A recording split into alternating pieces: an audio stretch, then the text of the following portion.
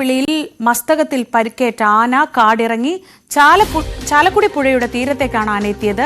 ഈ ആനയ്ക്കൊപ്പം മറ്റാനകളുമുണ്ട്. CV അനുമോദ് വിവരങ്ങളുമായി. നമുക്ക് ദൃശ്യങ്ങളിൽ ഇപ്പോൾ കാണാവുന്നത് പുഴയുടെ ഭാഗത്ത് നിൽക്കുന്ന ആനകളെയാണ്. അനുമോദ്, ഇന്നലെ കാടിനകത്ത് ആനയുള്ളതായിരുന്നു ദൗത്യത്തിന് പ്രശ്നം. ഇതിപ്പോൾ പക്ഷെ കൂടെ മറ്റാനകൾ കൂടി ഉണ്ടല്ലോ. എന്താണ് നമുക്ക് രാവിലെ അവിടെ നിന്നുള്ള ദൃശ്യം എന്താണ് വിവരങ്ങൾ? Sreeja, good morning. ഇന്ന് ആന രാവിലെ ചാലക്കുടി പുഴയുടെ തീരത്ത് എത്തിയിട്ടുണ്ട് എന്നുള്ളതാണ് ഏറ്റവും പ്രധാനപ്പെട്ട ഒരു കാര്യം. ആന ഒറ്റയ്ക്കല്ല, 4 ആനകൾ കൂടെയുണ്ട്. അതായത് ഈ ഒരു മിഷൻ കുറെ കൂടി ദുഷ്കരമാവുന്ന ഒരു സാഹചര്യമാണ് ഈ ഘട്ടത്തിൽ ഉണ്ടായിരിക്കുന്നത്.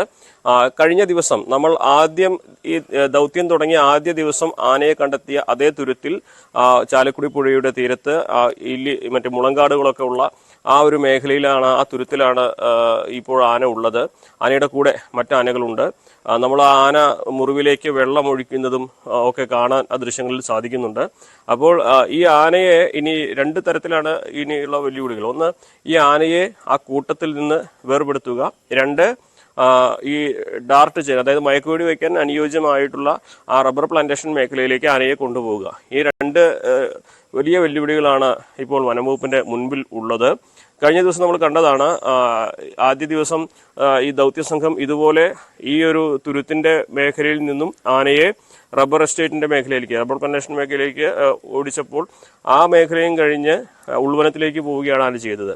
തുടർന്ന് ഇന്നലെ ഒന്നും ആനയെ കണ്ടെത്താൻ കഴിഞ്ഞിട്ടില്ല. അപ്പോൾ സ്വാഭാവികമായിട്ടും ഉൾവനത്തിലേക്ക് ആന പോകാതെ റബ്ബർ പ്ലാന്റേഷന്റെ മേഖലയിൽ തന്നെ ആനയെ നിർത്തി അവിടെ വെച്ച് മയക്കുവെടി വെച്ച് അതിന് ചികിത്സ നൽകുക എന്നുള്ള ലക്ഷ്യമാകും വനംവകുപ്പിനുമുള്ള. അതൊരു വലിയ വെല്ലുവിളി തന്നെയാണ്. കാരണം ആനയെ കൂട്ടത്തിൽ നിന്ന് വേർതിരിക്കുക എന്നുള്ളത് വലിയ ബുദ്ധിമുട്ടുള്ള ഒരു കാര്യമാണ്. ആദ്യ ദിവസം ആന ഒറ്റയ്ക്ക് ആയതുകൊണ്ട് അത് കുറെ കൂടി എളുപ്പമായിരുന്നു ആ ഒരു ലക്ഷ്യം. പക്ഷേ ഇന്നിപ്പോൾ ആനയെ കൂട്ടത്തിൽ നിന്ന് മാറ്റി അവിടേക്ക് കൊണ്ടുപോയി ഇത് ചെയ്യുക എന്നുള്ളത് ഈ 2 കാരണങ്ങൾ കൊണ്ട് തന്നെ കുറെ കൂടി ദുഷ്കരമാണ്. പക്ഷേ ആനയെ കണ്ടെത്തി എന്നുള്ളതാണ് ഇതിൽ ഏറ്റവും പ്രധാനപ്പെട്ട ശുഭകരമായ ഒരു കാര്യം.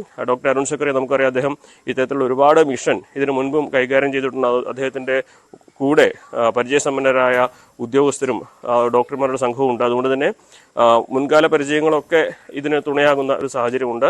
ആ ഒരു അദ്ദേഹത്തിന്റെ സംഘത്തെയും അനുഭവ സമ്പത്തും ഈ ഒരു മേഖലയെക്കുറിച്ചുള്ള കൃത്യമായ ധാരണയും എന്താണെങ്കിലും ഇന്ന് ഈ ഒരു മിഷൻ അത് വിജയകരമായി പൂർത്തീകരിക്കാൻ കഴിയും എന്നൊരു ആത്മവിശ്വാസം വനംവകുപ്പിന് നൽകുന്നുണ്ട്. എന്നാണെങ്കിലും വനംവകുപ്പിന്റെ സംഘാംഗങ്ങൾ അവിടേക്ക് പുറപ്പെട്ടു കഴിഞ്ഞിട്ടുണ്ട്. ഇതിപ്പോൾ 1-ാം ബ്ലോക്കിൽ, അതായത് പ്ലാന്റേഷന്റെ 1-ാം ബ്ലോക്കിൽ നിന്ന് വേണം ഇവിടേക്ക് വരുവാൻ. എന്താണെങ്കിലും ആനയെ കണ്ടെത്താൻ കഴിഞ്ഞു എന്നുള്ളത് തന്നെ ഈ മിഷനെ സംബന്ധിച്ച് ഏറ്റവും പ്രധാനപ്പെട്ട ഒരു കാര്യമാണ്. ഇന്നലെ ഒരു ദിവസം മുഴുവൻ ഉൾവനത്തിലും അതുപോലെ തന്നെ ഈ ഒരു 6-7 ബ്ലോക്കുകളായി തിരിച്ചിട്ടുള്ള വനത്തിന്റെ വിവിധ മേഖലകളിലൊക്കെ വിശദമായിട്ട് തന്നെ വനംവകുപ്പിന്റെ നേതൃത്വത്തിൽ പരിശോധന നടത്തിയെങ്കിൽ ആനയെ കണ്ടെത്താൻ കഴിഞ്ഞിരുന്നില്ല. ഇന്നിപ്പോൾ രാവിലെ തന്നെ ആന വെള്ളം കുടിക്കാൻ ചാലക്കുടി പുഴയുടെ തീരത്ത് വന്നിട്ടുണ്ട്. അതും കൂട്ടാനകൾ കൂടെ എന്നുള്ളതാണ് കണ്ടിരിക്കുന്നത്. എന്താണെങ്കിലും ഈ ഒരു ദൗത്യം മുന്നോട്ട് പോകും. പക്ഷേ ദൗത്യത്തിൽ കഴിഞ്ഞ ദിവസത്തേക്കാൾ കൂടുതൽ വെല്ലുവിളി ഉയർത്തുന്നത് മറ്റ് ആനകളുടെ കൂടെയാണ് ഉള്ളത് എന്നുള്ളതും, അതുപോലെ തന്നെ ഇനി വനാന്തർ ഭാഗത്തേക്ക് പോകാതെ ആനയെ റബ്ബർ പ്ലാന്റേഷന്റെ ഭാഗത്ത് നിർത്തി മയക്കുവെടി വെക്കാനുള്ള സാഹചര്യം ഉണ്ടാക്കുക എന്നുള്ളതുമാണ്. ശ്രീജ.